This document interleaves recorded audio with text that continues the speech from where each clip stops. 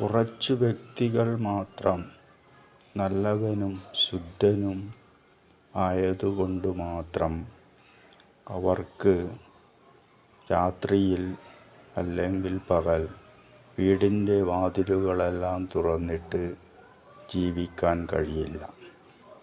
പ്രതിരോധം കലിയുഗത്തിൽ അത്യാവശ്യമാണ്. സമ്പത്തും അധികാരവും ആരുടെ കയ്യിലാണോ അവർ എത്ര നികൃഷ്ടരായാലും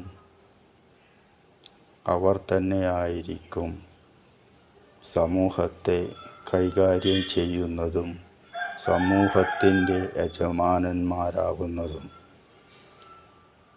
ലക്ഷ്മി, സരസ്വതി, ദുർഗാദേവി ഇവ നന്മയുടെ ജനതയ്ക്ക് ഇന്ന് അത്യാവശ്യവും ഈ ദേവതകളുടെ അനുഗ്രഹവും അത്യാവശ്യമാണ്.